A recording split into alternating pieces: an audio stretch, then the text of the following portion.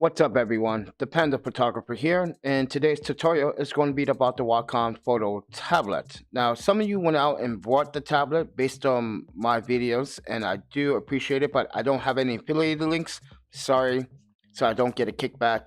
But I really want to go through the tablet's properties so you guys have a better idea how to set it up. If you did not install the drivers from the Wacom website, please do that first. I recommend it. Now, if you did get the bundle wireless kit, note that you should have a USB cable that comes with this tablet that charges the battery.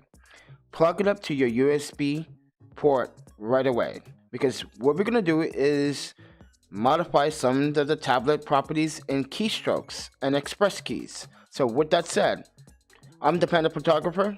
Please subscribe, like, share the content.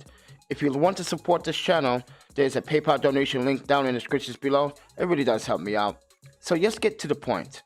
So in the tablet tab, okay, based on applications, now you're going to have a bunch of applications up here along with Lightroom and Photoshop. So you may want to program it based on the software or application that you're using. Now these express keys are to the tablet. The tablet specifies what you can do. Say if I want right click or keyboard strokes or tablet strokes or navigation strokes or keys. They like to call them keys. You can set them up based on how you would like to open, run, stick, or whatever applications that you want to open with the Wacom tablet. Now, it's a fundamental tablet, but it's not one of the high-end pro models. So high-end pro models will get difficult to program and to remember each key or assignment keystrokes that you do. So with that said, based on your photography or your editing software, when you're doing it, make sure that you set it up based on your needs. That's it. But in the pin selection, you do have the option. Now the pin, you can actually have this to zoom in or zoom out. Just depends on how you want to use the pen. So some of you guys may say, how do you adjust the brush? Well, that's why you have a keyboard or the tablet to do the keystrokes for you. So you can program it based on how you would edit your photos.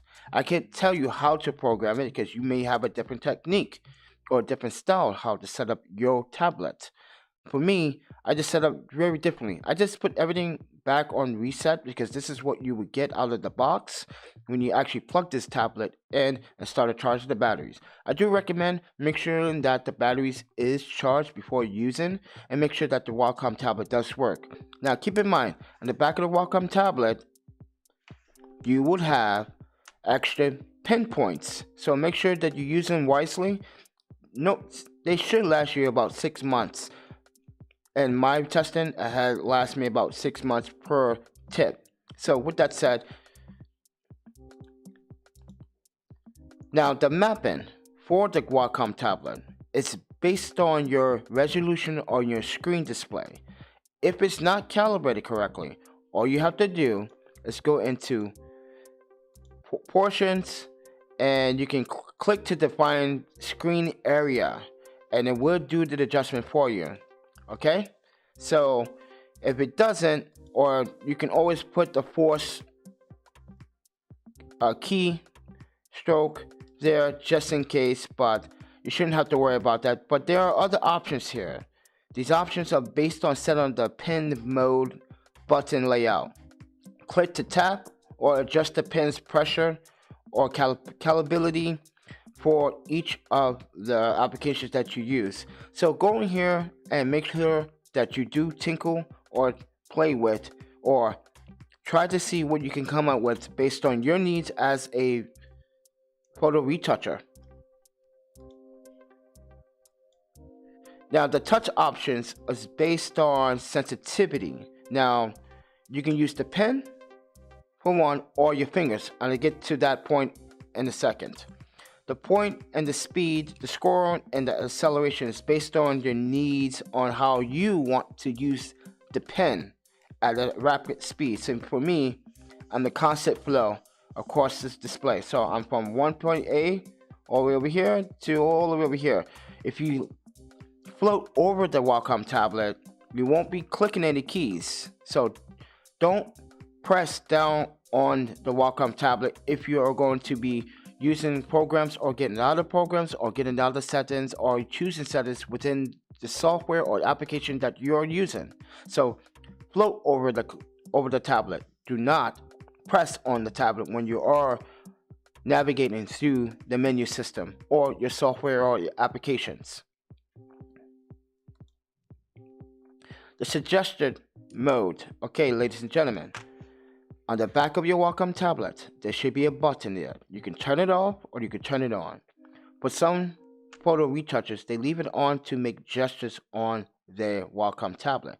It's a faster way to process and zoom in or use the gestures based on the software you're using. For like Lightroom, I got the drag, I got the tap. You can see from all the menu systems here, it's demonstrating how to use it.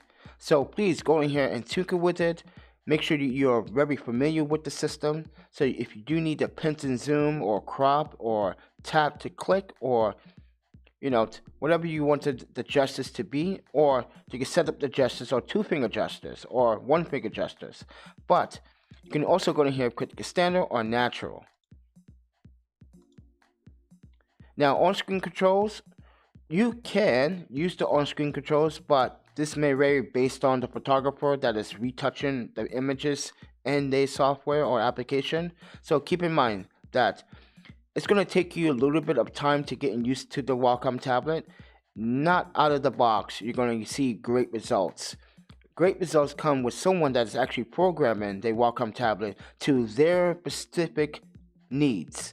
Not because you copy my needs or copy my settings. That's why I remove my settings from this video. Because you may not like how I set up my Wacom tablet. You may want to do it differently. So please, I digress on this. Set up your Wacom tablet based on your needs. So with that said, everyone, this has been the Panda Photographer from 646studios.com. If you liked the video, please be so kind to give it a like. If I miss anything that you want to discuss with me, just shoot me a comment down below. But subscribe, like, and share. And if you want to support this channel, there's a PayPal donation link down in the description below.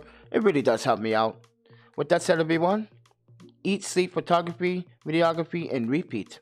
And I'll see you guys in the next video. Peace.